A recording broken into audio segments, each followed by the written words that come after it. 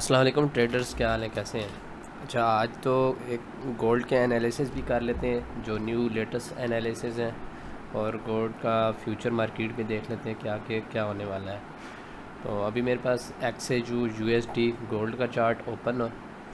اس میں نے 1 گھنٹے کا چارٹ فریم اوپن کیا ہوا ہے۔ اس کو میں تھوڑا سا چھوٹا کر دیتا ہوں تاکہ آپ کو اس کی ویزیبلٹی آسان ہو۔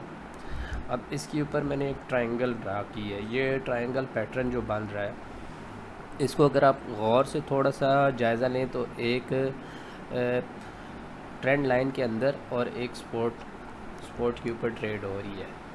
تو یہ پیٹرن بیسیکلی کیا ہے؟ اب اس کے اندر مارکیٹ کمپیکٹ ہو کے رہ گئی ہے، ٹھیک ہے۔ اس پیٹرن سے باہر مارکیٹ نہیں نکل پا رہی۔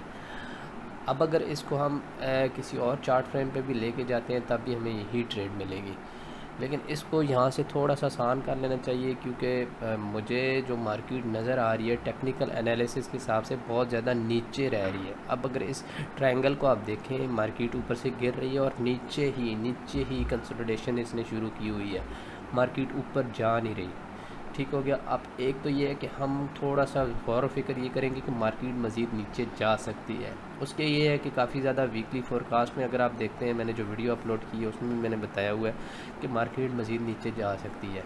اب اس اگر پیٹرن کو بریک کرتی ہے تو پھر آپ نے ٹریڈ اس کے ساتھ لینی ہوتی ہے۔ اب اس میں اگر نیچے کو جو میرا ویو اور مارکیٹ کے ٹیکنیکل انالیسس کے حساب سے جو چیز مجھے نظر آ رہی ہے، وہ مارکیٹ نیچے کی طرف جاتی نظر آ رہی ہے۔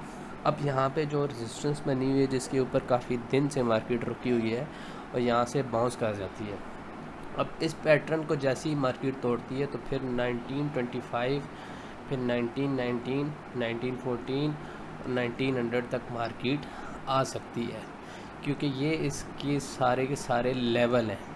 تو یہاں پہ اتنا زیادہ رکنا، کیونکہ مارکیٹ اوپر سے جیسے نیچے آ رہی ہے اور نیچے آ کے اس نے آ کے نیچے کنسولیڈیشن کرنا، یا یہاں پہ اس نے ایک رینج میں ٹریڈ کرنا جو شروع کر دی ہے، اس کا مطلب ہے کہ اس نے اپنے RSI کو مینٹین کر دیا ہے۔ تو اب یہ یہاں سے مزید نیچے جانے کے اس کے چانسز ہیں، تو مزید مارکیٹ نیچے جا سکتی ہے۔ تو کوشش کریں کہ سائیڈ وے ٹریڈ کریں۔ اگر مارکیٹ اس لیول کو بریک کرتی ہے، چاہے اوپر کرتی ہے، تو پھر آپ کے اوپر کی ٹریڈ بننا شروع ہو جائے گی۔ اگر نیچے کرتی ہے تو پھر نیچے کی طرف آپ کی ٹریڈ بننا شروع ہو جائے گی۔ اگر یہاں سے مارکیٹ بریک کرتی ہے تو پھر اوپر کی طرف مارکیٹ جا سکتی ہے۔ تو اس چیز کا تھوڑا سا خیال رکھیں، اپنے ٹیکنیکل انالیسس کیا کریں، اپنی ورکنگ کمپلیٹ رکھا کریں، تاکہ آپ ٹریڈ کر رہے ہو تو آپ کو پتہ ہو کہ آپ نے کیا ٹریڈ لینی ہے۔ تو اس میں یہ ہے کہ یہ اس طرح بھی مارکیٹ یہاں سے نیچے آسانی کے ساتھ جا سکتی ہے۔